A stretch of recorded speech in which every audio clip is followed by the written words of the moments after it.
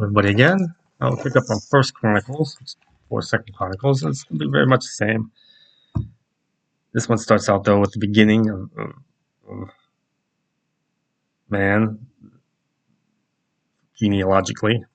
Then Kings and Second Kings tells about the kings. A lot of stuff is repetitive, or maybe a little bit more information here than over here. Subsequent information.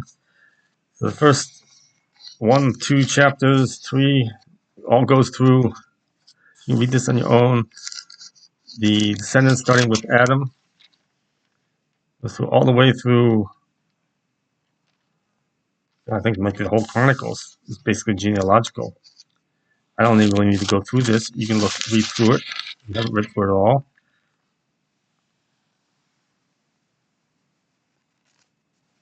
Then it gets through chapter 9, where those are taken captive to Babylon. This gatekeepers, and I may have been one of those gatekeepers. I don't know. Physical gatekeeper.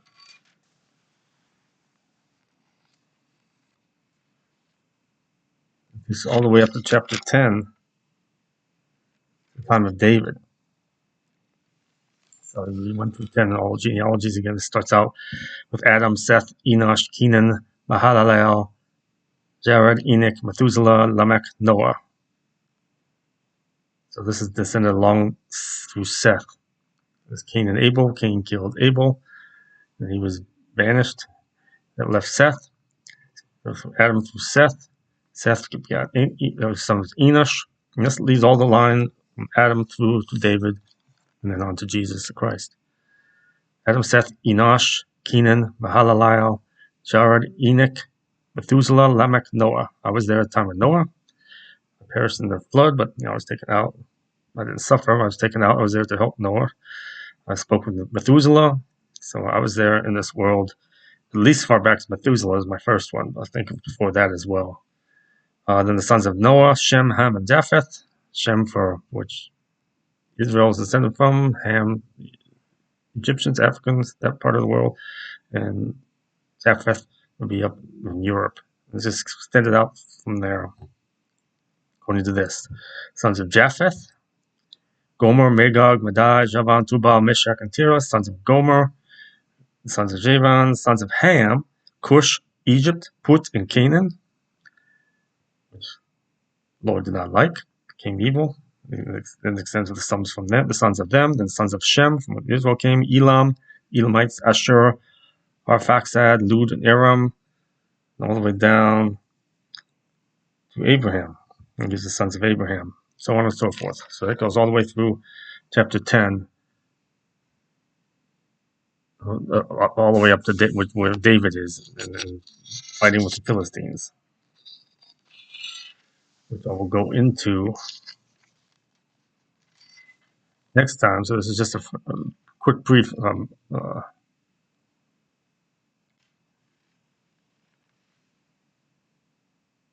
video, because dealing with David takes a long time. Probably pretty much the rest of Chronicles. Which will probably end up splitting up in the numerous pieces. Well, I suppose I can begin chapter 10 and 11. Okay, let's start with that. Number 10. Now the Philistines fought against Israel. The Israelites fled before them, and this is what's the TV series David picks up on.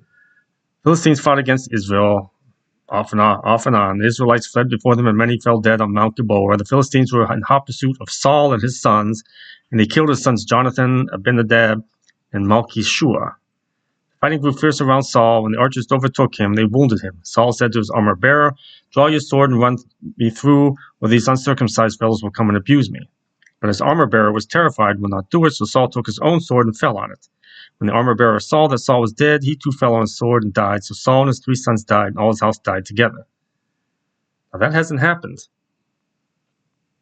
yet in the David series, from season 1 into season 2. When all the Israelites in the valley saw that the army had fled, and that Saul and his sons had died, they abandoned their towns and fled. The Philistines came and occupied them. The next day, when the Philistines came to strip the dead, they found Saul and his sons fallen on Mount Gilboa. They stripped him and took his dead and his armor and sent messengers throughout the land of the Philistines to proclaim the news among their idols and their people. They put his armor in the temple of their gods and hung up his head in the temple of Dagon. When all the inhabitants of Jabesh Gilead heard that what the Philistines had done to Saul, all their valiant men went and took the bodies of Saul and his sons and brought them to Jabesh. Then they buried their bones under the great tree in Jabesh, and they fasted 7 days. Saul died because he was unfaithful to the Lord. He did not keep the word of the Lord, and even consulted a medium for guidance, and did not inquire of the Lord. So the Lord put him to death and turned the kingdom over to David, son of Jesse. Consulted the mediums. So all these mediums, it's not something that God wants you to do. Chapter 11, all Israel came together to David at Hebron and said, "We are your own flesh and blood. In the past, even while Saul was king, you were the one who led Israel on their military campaigns. And the Lord your God said to you, you will shepherd my people Israel, and you will become their ruler." And all the elders of Israel come to King David at Hebron. He made a covenant with them at Hebron before the Lord, and they anointed David king over Israel, as the Lord had promised through Samuel. David and all the Israelites marched to Jerusalem, that is, Jebus. The Jebusites who lived there said to David, "You will not get in here." Nevertheless, David captured the fortress of Zion, which is the city of David. David had said, "Whoever leads the attack on the Jebusites will become commander-in-chief." Joab, son of Zeruiah, I'm saying these names wrong, went up first, and so he received the command. David then took up residence in the fortress, and so it was called the city of David. He built up the city around it, from the terraces to the surrounding wall, while Joab restored the rest of the city. David became more and more powerful because the Lord Almighty was with him. These were the chiefs of David's mighty warriors. They, together with all Israel, gave his kingship strong support to extend it over the whole land, as the Lord had promised.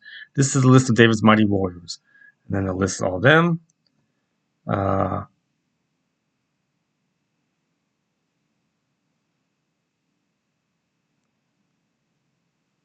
Jashobeam, it's not a long list, so there's other activities in here. Jashobeam, the Hakmonite, was chief of the officers. He raised his spear against 300 men whom he killed in one encounter.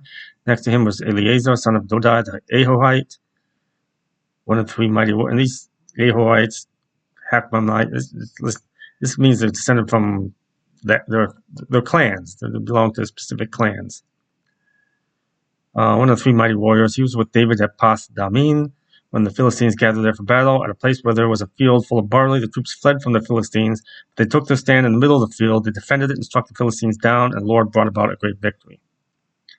3 of the 30 chiefs came down to David to the rock at the cave of Adullam, while a band of Philistines was encamped in the valley of Rephaim.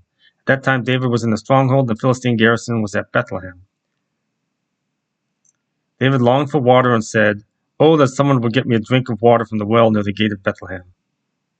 So the 3 warriors broke through the Philistine lines. Excuse me.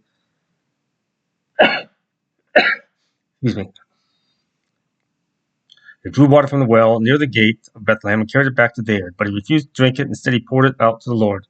"God forbid that I should do this," he said. "Should I drink the blood of these men who went at the risk of their lives?" Because they risked their lives to bring it back, David would not drink it. Such were the exploits of the 3 mighty warriors.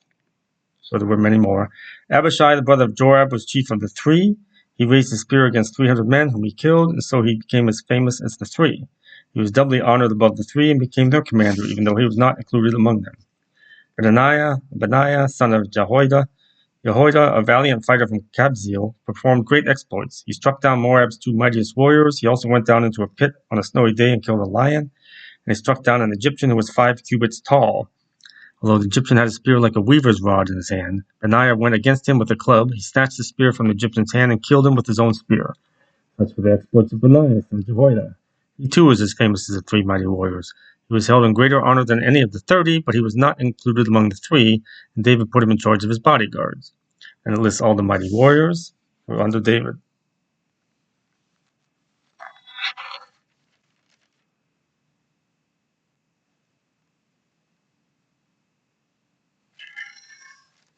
So these were the men who came to David at Ziklag while he was banished from the presence of Saul, son of Kish. They were among the warriors who helped him in battle. They were armed with bows and were able to shoot arrows or sling stones right-handed or left-handed. They were relatives of Saul from the tribe of Benjamin, who went and followed David instead. And it lists them. Some Gadites defected to David at his stronghold in the wilderness. They were brave warriors, ready for battle and able to handle the shield and spear. Their faces were the faces of lions, and they were swift as gazelles in the mountains. And list these fighters. These Gadites were army commanders The least was a match for 100, and the greatest for 1,000. It was they who crossed the Jordan the first month, when it was overflowing all its banks, and they put to flight everyone living in the valleys to the east and to the west. Other Benjamites and some men from Judah also came to David in his stronghold. He went out to meet them and said to them, "If you have come to me in peace to help me, I am ready for you to join me. But if you have come to betray me to my enemies, my hands are free from violence. May the God of our ancestors see it and judge you." Then the Spirit came on Amasai, chief of the 30, and he said, "We are yours, David. We are with you, son of Jesse. Success, success to you, and success to those who help you, for your God will help you." So David received them and made them leaders of his raiding band. So he's growing in more and more power and more followers. Some of the tribe of Manasseh defected to David when he went with the Philistines to fight against Saul. He and his men did not help the Philistines because, after consultation, the rulers sent him away. They said, "It will cost us our heads if he deserts to his master Saul." So when David went to Ziklag, these were the men of Manasseh who defected to him, and he lists them. They helped him against raiding bands, for all of them were brave warriors, and they were commanders in his army. Day after day, men came to help David until he had a great army like the army of God. So over time, more and more were defecting from Saul and post-Saul to follow him. These are the numbers of the men armed for battle who came to David at Hebron to turn Saul's kingdom over to him, as the Lord had said. From Judah, this kind of warriors they were. From Judah, 6,800 armed for battle. From Simeon, 7,100. From Levi, 4,600, along with 3,700 men. From Aaron. From Benjamin, Saul's tribe, 3,000. From Ephraim, 20,800. From half the tribe of Manasseh, 18,000. From Issachar, men who understood the times, knew what Israel should do, 200 chiefs with all their relatives. From Zebulun, experienced soldiers up to 50,000. From Naphtali, 1,000 officers together with 37,000 men. From Dan, ready for battle, 28,600. From Asher, experienced soldiers, 40,000. And from the east of the Jordan, from Reuben, Gad, and the other half tribe of Manasseh, 120,000. All these were fighting men who volunteered to serve in the ranks. They came to Hebron fully determined to make David king over all Israel. So he gathered a very large army. So we're looking at 160, over 200,000, 250, over 270,000 men at least. He came to Hebron determined to make him king over all Israel. All the rest of the Israelites were also of one mind to make David king. The men spent 3 days there with David, eating and drinking, for the families had supplied provisions for them.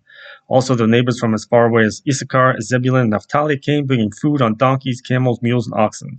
There were plentiful supplies them and their families. And we'll leave it there. Pick it up at number 13, chapter 13. So he's built his army. Saul's been destroyed, killed, and his sons. So I don't know how close to this the TV show is going to follow. It tells more about David's exploits later on in some in Kings. So he's building in more and more power and strength and followers. Become king over Israel. And then the rest of Chronicles is on telling more about David. I think all of Chronicles 1 is probably all about David. It picks up on Solomon, I believe, on the second one, or at the end of this one. So we'll pick up at number 13. This is shorter than Second Chronicles. This one has 24, 25, 26, 27. Again, some of it is listing of names and how the warriors are dispersed. And then the rest is just the story of what's going on during David's time. So we'll pick up on 13 next time. And read this again on your own. These Kings and Chronicles are very historical. But you can learn things from it. And you see how they can relate to what's going on today and throughout history. So everything then can relate to what's going on today. So till next time, stay safe. Peace of Christ. God bless.